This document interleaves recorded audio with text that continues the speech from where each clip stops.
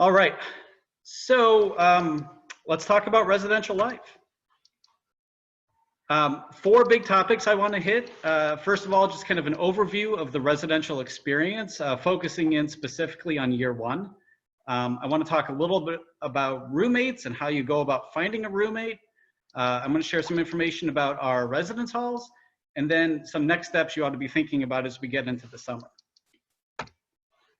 Okay, so Augustana is a residential liberal arts college, and that residential piece is really core to who we are and what we do. This isn't an online college, even though it kind of feels like we are at the moment. It's not what we're designed to be. We're designed to be in community, living together, learning together. So we have a 3-year live-in requirement. So when you come to Augustana, not just your school, but your home. In your community, in your family. And you'll be a member of this community for 4 years, living on campus for 3 years. And we have constructed a transitional living model. So this is what I mean by transitional. When you live on campus here, you're gonna live with your class cohort. So first year students live together. We call that the first year experience. Second year experience in year 2. Year 3 is kind of cool. We call that the transitional living area. So our 3rd year students move into houses and apartments. It's gonna feel like you're living off campus, but these are still college-owned residences, living with other college students. And then year 4, our seniors move off campus. And you could live anywhere you want, really. The vast majority of our seniors move into houses and apartments right in the Augie neighborhood, still within walking distance. But at this point, they're renting from a landlord, paying utilities, so they all learn the importance of flipping off the light switch when they leave the room. And it does feel very much like the way you're going to be living for the rest of your life. So it's a good year to practice that before you graduate, move on to a new city, rent a place. You get a year to try that here. Okay, so year 1 is really all about community. It's about you and connecting with other people, with a roommate, with floor mates, making friends, joining organizations, getting invested in this place. Year 2 is more of an inward journey. It's a focus on vocation and what's your calling, what's your purpose, what do you want to do with your life, what are you going to major in, what are you passionate about. Our staff are really going to challenge you in your 2nd year to think about those questions. Year 3 is about preparing for the future. It's about transitions. And then year 4, at least in residential life, we say goodbye to you, even though you're still a member of the college community. Well, let's focus in on year 1. Did you see that, the wiggle? I have 2 master's degrees, folks. I've been working on that all week. Okay, I want to talk about a couple unique features of the first year experience. One of them is this program that we call the Residential Learning Experience. This is an optional program. It's a space limited program.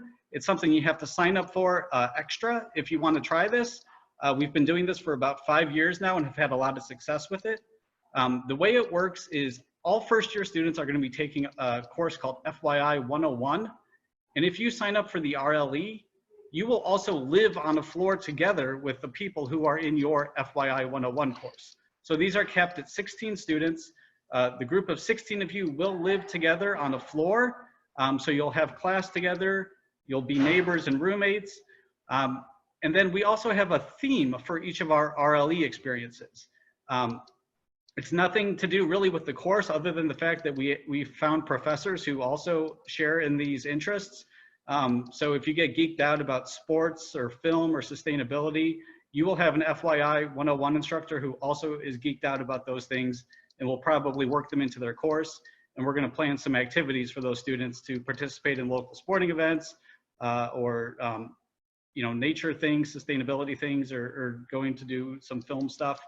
So it's meant to be kind of a co-curricular experience, a living experience, and then kind of getting paired with an instructor who has similar interests to you. So if that's something you're interested in, there is an RLE application you can find on our website. Like I said, they are space limited. They're each capped at 16 people, but it is a cool way to get connected. And I would say it, you know, for the sports one, for instance, we're not necessarily looking for varsity athletes. And in fact, if you are a varsity athlete, this might not actually be a good fit for you because you've already got a core community on your team. This is really for anyone who just has an interest in sports or sustainability or film, regardless of major, regardless of what else you're doing on campus. So just kind of another cool way to build connections with other people in year one. So consider applying for that if that's of interest. And there's a lot more information on our website, including this little video, which I'm not going to show, but you can view on your own. Okay, next option we have for first year students is what we call healthy living. Healthy living is certain floors in the first year residence halls where students assigned there have specifically indicated that they are interested in having a drug-free, alcohol-free experience, meaning basically you want to live among others who have made that same commitment. These have been fairly popular because I'm always surprised by how many students select this, and everyone has their own reasons for it. For some, it's, they really want to not have distractions from their academic pursuits. For some, it's for religious or cultural reasons. For others, it's simply a matter of just health and wellness. Whatever your reason, if this is something you are interested in, there is a place on the housing application to check the box, and we'll make sure to assign you on one of the healthy living floors. And just for the record, all of our buildings are drug and alcohol free. So it's really not to do with the building. It's just a matter of you're choosing to live with other people who share in that commitment. Okay. So let's talk about roommates. I know for people in your situation who are preparing for college, that roommate is something you're probably spending a lot of time thinking about in terms of who are you going to live with, how do you find this roommate, how do you get paired with a roommate. There's really two ways you can go about it. You can select a roommate, that is possible, and I'll explain how in a minute, or not. You don't have to pick a roommate. There's no pressure to. We're actually pretty good at assigning roommates. We have found about 40% of our students come in with a roommate that they've selected, and about 60% don't. So no pressure at all. Don't worry about this. If you don't find a roommate, we'll find you a good one. So when you fill out that housing application, we're going to ask you a series of lifestyle questions, things about your alcohol use, if you smoke or vape, what your study habits are, how you feel about hosting guests in your apartment, if you're a very social person and like to have others visit you in the room, or if you're more of an introvert person and your room is going to be your sanctuary to escape from others, how you feel about sharing, what time you typically like to go to bed, what time you typically like to wake up, and how clean you like to keep the space. Now, when you fill those out, you can use those fields to search for other students based on how they responded. So you can search a roommate, put in the things that are most important to you, and it'll pull up a list of names of people who answered questions, based on what you're looking for, and you can invite them to be your roommate. Students, my advice to you is when you're filling this form out, be honest. We're not looking for you to tell us what your ideal self is. Tell us what your real self is. Who are you really? Your roommate will thank you for being honest on this form. Because if you don't use this to find a roommate, we will. This is how we pair roommates based on these questions for that 60%. We're looking at the way you answered these questions. Now, for parents who are listening in, I'm going to kindly invite you to go take a walk while your student is filling out their housing application. Don't fill it out for them. Don't stand behind them. Let them do it while you go do something else. I will tell you right now, none of them drink, smoke. They're all very studious. None of them like to have guests. They're all good at sharing. They go to bed early and they wake up early, and they keep their room spotless. Okay, so you can not have to worry about that. Okay, now the other thing you're going to do, and this is a screen capture from our housing application, which is all online. You can also write up a little roommate profile. So when you start doing those searches based on the criteria I showed you earlier, you'll also see a person's profile, kind of a way they chose to describe themselves, and then how they'd like to be contacted. So if you're searching through, you can say whatever it is you want to share, and then you can reach out to somebody and decide together if you want to be roommates. If you want to be roommates, there's another spot on the application where you just enter the name of your roommate. They'll get a little notice, they'll accept it, and you'll get paired together. That's how it works. And again, if you don't do any of that, it's totally fine. Nothing to worry about. We'll find you someone. Okay. And then just one kind of side advice I've learned through experience. If you have a friend that you already know, maybe somebody from your high school you're coming to Augustana with, consider not living with them, because you know, it just helps you expand your friend network a little bit. You'll still have them. They're not going to disappear from your life, but now you'll have another person and they'll have a roommate. So you just went from 2 to 4. So consider branching out and making a new friend as a roommate. Okay, so let's talk about the buildings themselves. We have 3 buildings dedicated to first-year students: Westerland, Seminary, and Andreen. I am actually in Andreen right now. These buildings are randomly assigned, so you don't get to indicate which building you want or pick your room. You just fill out that roommate information, get a roommate, and we will plop you into a room. In second and third year, you get a pick, but first-year students are assigned. Okay, all of our buildings are card access, so your ID card will swipe you into the building and into the wing where you live. We have a card-operated laundry system as well, so you don't have to come to college with a bunch of quarters in your pocket. You'll purchase a laundry card that works like a debit card, and you just swipe money off as you do your laundry. It's $1.25 to wash, $1.25 to dry. Standard furnishings in these rooms are a desk, a chair, a bed, which is going to be twin XL, and we have 24/7 on-call staff. So if you get locked out at 3 a.m. or anything happens and you need someone to talk to, we are literally always around. Res Life staff actually live in the buildings, so we are always here. When you get your room assignments, and I'm going to talk about that in a minute, our website actually has detailed drawings of all of the rooms. So you can find, there's some examples of room specs. The one on the left is from Westerland, the one on the right is from Seminary, just to kind of get a sense of what the room layout is and the dimensions as you're thinking about, you know, whether or not that futon is going to fit. You can figure it out that way. Okay, so let's kind of talk through next steps now. I know many of you are committed. If you are, starting May 1st is when you can log into our website to find the housing application. It's going to be linked in 3 or 4 different places. It won't be hard to find on the new student page or the Res Life page. You have to get that back to us by June 30th. And there's really no urgency to submit it right away. You don't get any kind of priority consideration for getting it in first. We just collect them all until June 30th, and then we start doing the matching and the placing. That takes us a couple weeks. So by mid-July, you will get your housing assignment and your roommate information. We also host an open house. If you want to mark your calendars, the open house is August 15th. That's the day we open up all the buildings and we open up all the rooms. You're welcome to come to campus. You and the roomie can meet up with each other and check out the room and, you know, go hang out and get lunch, and your families can get acquainted. It's a really good morning. We usually get about half of our class that shows up to that. So love to see everybody on that day. And then the big day that I circle in red on my calendar is first year move-in day, which this year will be August 27th. More to come on that. Okay, other things you ought to be thinking about over the summer. You do have the option of ordering a loft or a bunk bed, and depending on what building and what room you're in, that might be of interest.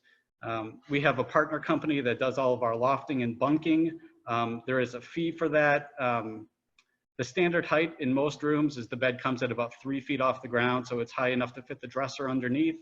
But if you want to lift it all the way up so you can maybe put your desk underneath or put a futon underneath, we charge extra and bring the staff in to build that loft for you before move-in day. So when you arrive, the bed will be at the height you want it. Some of you may have specific medical needs that we need to accommodate in housing. Examples of medical accommodations might be a room with air conditioning. Not all of our rooms have air conditioning. A single room sometimes is a medical accommodation. Sometimes there's a medical condition where you need a private bathroom. We've got a few of those. So if you have any sort of specific medical needs that we need to think about as we are making housing assignments, you'll have to get that into us by the end of June as well. There is a form on the website. You attach a doctor's note, explain what it is you need, and we take care of things for you. We also have a partner company that rents micro fridges, totally optional. You don't have to get one. You can bring your own if you like. I do recommend them because you know, it's one less large item that you have to shop for and haul into Rock Island and carry up the stairs. They'll deliver it to the room and take it out for you at the end. And then, you know, unless you're in a family where maybe you have an older sibling or a younger sibling that, you know, might inherit this and use it after you. For most people, it's not the type of appliance that is useful after college. So I think rental's a great option there. And you can find on our website how to order a micro fridge if you want to rent one. And as you're getting bedding, our mattresses might be a different size than the mattress you're sleeping on now. We use Twin XL. So make sure that you get a Twin XL. That's actually pretty standard in colleges, residence halls. So if you're going to Target or Bed Bath & Beyond and go to the Decorate Your Dorm section, you'll see a lot of Twin XL bedding. Okay, that is the overview. I'm sure some of you have questions. I'm gonna hold off on answering those until after Amy has had a chance to talk to you about dining. So if you think of questions, go ahead and type them into the chat bar. If we don't get to your questions, my contact information is on the screen. I am really good at email, so ping me an email and I will get your questions answered. And I am going to go ahead and stop sharing my screen. And I think I'm going to hand it over to Amy Roehers in Dining Services now. Hi, everybody. It's really nice to see you. I'm glad that you were able to join us today. I'm going to give you a quick look at what dining is like here at Augustana. We have one main dining hall. It's the Gerber CSL. That is open continuously. It is a continuous serve facility. Hold on. We work, is everybody able to see that?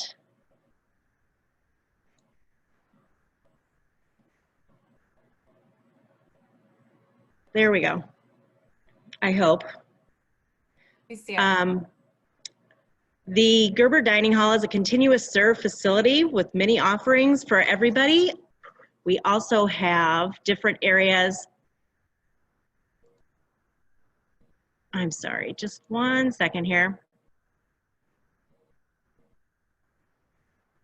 Okay.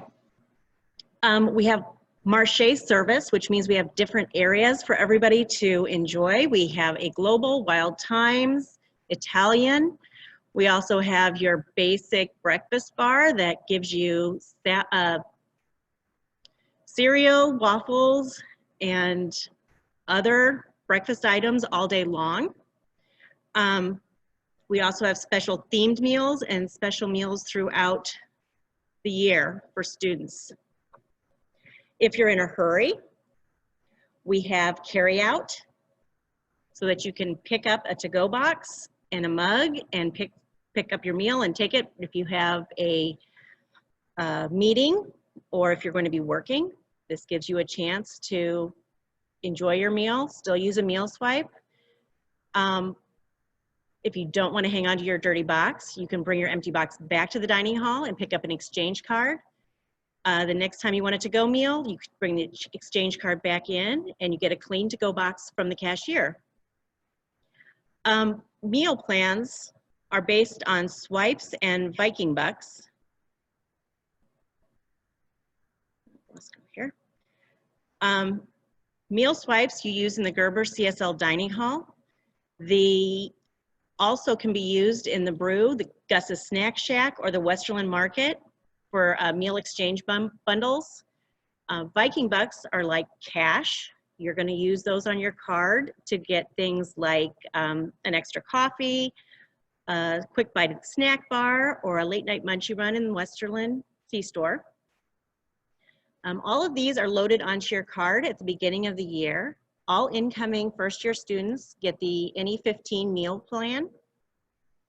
You are able to go into your housing application and change that to a meal plan that's more suitable for what your schedule entails.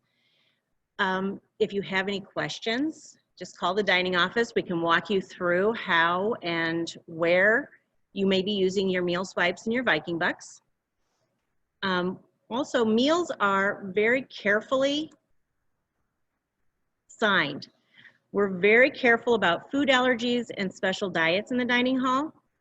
We want to make sure that everything that you need is available to you and that you are able to find what you need. So if you have a question about whether something is vegan, vegetarian, if it's halal, ask one of the people in the black chef's coat. Normally you'd get a chance to try that out today. Unfortunately, I'm sitting here in an empty room. So it would be nice. Hopefully everybody will get a chance at some point before they join us in the fall to try our dining hall. But if you have any questions or if you do have any special dietary needs, please contact the dining office. There's also going to be a brochure posted online that you can page through that gives you some more information about meal plans and about menus. It also has a number on there for you to call if you do have a food issue or food allergy or require a special diet. And we'll hook you up with one of our managers and she will walk you through what we have available for you. Different dining areas on campus. And I actually have two students that are standing by that will help give a little more overview on that. Malika and Annalise are going to tell you a little bit about other areas to eat on campus. Okay, hi everyone. I'm Annalise. My name's Malika. And we're down in the brew by the slough, so I'm gonna flip my camera. And this is one of the areas that you can use your Viking bucks and your meal swipes. And Malika's gonna tell you a little bit more about it. And then also in the brew, we have different drinks that are pretty much just like Starbucks drinks. So you can get your fraps, your mochas, you can get your Italian sodas, your very, very hibiscus. And we also have various meals like sushi, peanut butter jelly sandwiches, Italian subs, muffins, Cliff bars, etc. And then we have drinks, any Pepsi products, the fraps, the double shots, things like that as well. And then this area right here is where students tend to come to study, to have conversation, and just pretty much to relax. Okay, I think that's it. She wants to talk about.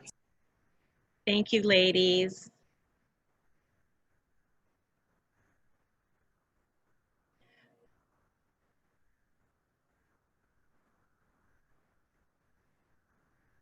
Thank you, Amy and Chris, for your presentations. I'm going to actually, there's a couple questions that are coming up, and one is for you, Amy. If students do not use all the swipes in a week, do they lose them? Actually, if a student doesn't use all of their meal swipes, they do lose them. They reset on Sunday morning. Viking bucks, those carry over week to week, and they also carry over term to term, but expire at the end of the year.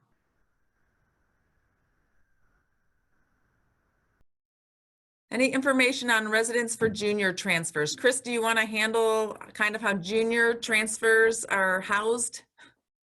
Yeah, for transfer students, we generally work with you individually to kind of determine the most appropriate placement. Typically, we base it off of the year you graduated from high school, so you're living with people who are roughly the same age as yourself.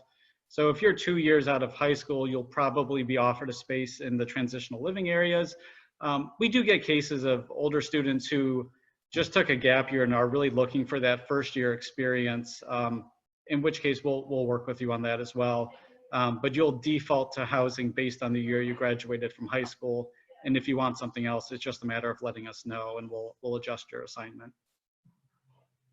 Amy, there's a couple questions for you. What are the working hours of the main dining hall? And what are some of the other meal plan options? Some of the meal plan options for students, first year students, is they have the NE12, which is 12 meal swipes, and then it gives you more Viking bucks, which is 250. The NE15 is 15 meals a week, and it gives you $75 in Viking bucks. Then there's an unlimited plan, which gives you unlimited access to the dining hall. This actually is a great one for football players or people who really need to spend a lot of time in here eating. We also have the Any 19, which is 19 meals a week, and you're probably saying, now wait a minute, there's 21 meals. We've discovered that college kids don't get up for breakfast on Saturdays and Sundays, so we only do brunch and dinner on Saturdays and Sundays.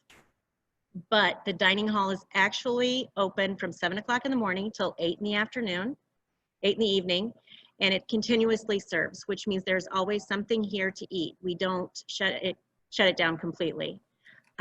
Any questions about employment though? I thought I saw one of those pop up. We would hand over to Annalise and Malika because those are two of our star employees. They're both student supervisors. Dining is one of the biggest employers on campus. I think before we answer those, we've got some other questions that students are asking. There's a question, since most rooms don't have bathrooms or showers, how do we go about doing that? Well, we have wings to our residence halls for first-year students, and each wing has a restroom that has all the showers and the restrooms that students would share for that wing. So a female wing, they'll have a restroom where all the females will go to that restroom and shower and use the restroom, wash their hair, wash their hands, dry their hair, whatever they want to do. But that's how that works. The housing deposit due May 1st. No, we have extended the housing deposit deadline to June 1st. Oh no, I'm sorry, the housing deposit. Chris, can you June 30th. June 30th, housing deposit June 30th. How do they find out how much it costs to get a dorm bed raised?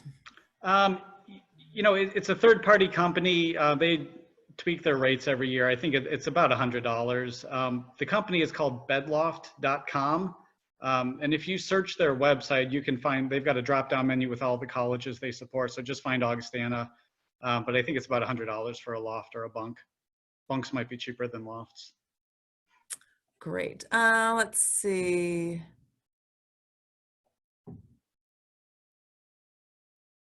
Someone asking which residence halls have the communal bathrooms for everyone on the floor. That would be Westerland, Erickson, Andreen, Seminary, and is that it? Yeah, all of the first year residence halls, most of the buildings have a couple select rooms that have private bathrooms, which are typically held for those who have medical needs. And laundry rooms are located on every floor, correct? That's true in Westerland and Seminary. In Andreen, there's a large laundry room in the basement. Okay. Snack bar is a place that students can work, yes. The dining hall is top tier, so someone must like our food there. Someone must have been to campus and checked it out. So that's good, thank you for that. Housing deposit again, when is the housing deposit due for international students? Is it June 30th? June 30th. Okay. We will offer you an assignment if you're late getting that housing deposit in. It's a refundable damage deposit. So if you at the end of the year leave any damage or mess in the room and there's a cost for us to kind of get it cleaned or fixed, it'll be debited from the deposit. And then when you're done here after 3 years of living on campus, you'll get any remaining balance back on your account. Okay, we only have time left for a couple questions. This is a great one. Are there any non-gendered bathrooms? There are. So any of the single occupancy bathrooms are non-gendered.